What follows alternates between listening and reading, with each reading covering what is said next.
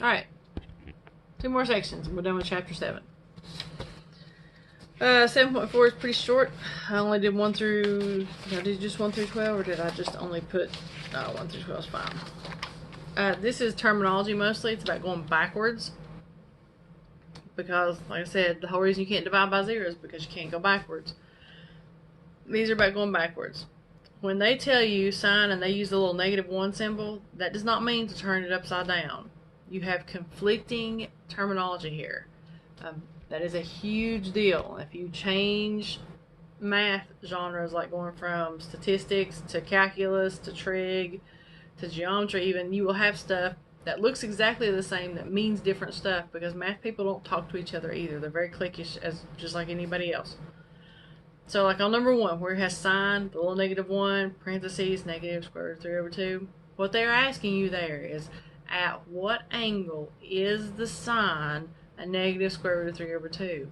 That is math shorthand for going backwards. That little -1 means inverse. It does not mean upside down, it means inverse. Now, most of the books that I grew up with did not say sign to the -1. They said INV, sign, for inverse sign, going backwards.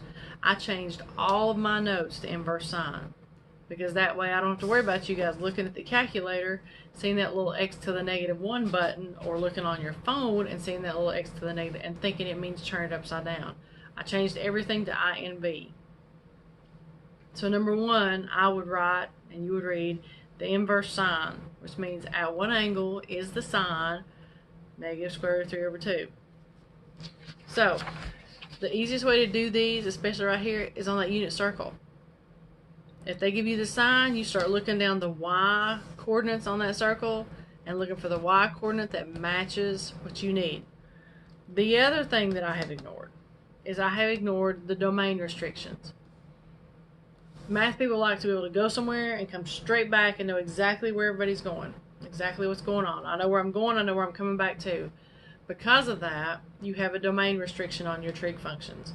Because remember, on the XY coordinate system, your coordinate 1 is positive, and in quadrant 1, in quadrant 2, your y's are still all positive. You got a whole different set of angles, but the y part, the sine part, is still positive. So what they've done in their infinite wisdom, just to make it really clear, is when you do cosines, you can only take angles from quadrants 1 and 2.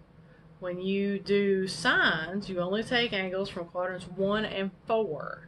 And when you do tangents, you only take angles from quadrants 1 and 4.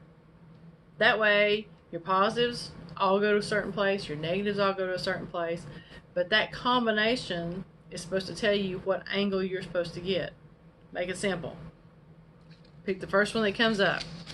Now, I did put, and you'll notice most of them match, on the extreme right hand side, I put in the actual answer that you would need. I only put in one of the actual answers because you have cyclic answers. If this answer is 60, you can come back around and get 360 plus 60, which is 420. You can get as many answers as you want going whatever direction, because you have multiple choices at a single point. Don't worry about that. Pick one. Pick the easiest one, pick the most straightforward one, and go with it. 21 through 26 is almost all calculator technology. I did do the little shortcut on how to do sine of inverse sine, sine -1. I did not put in the cosecant, the secant, or the cotangent, because you have to turn them upside down and then do the inverse. If you want to fiddle with that, that's fine. If you want to get on to Wolfram Alpha, that's fine, or Google will probably do it. Just a minute, I'll do 7.5.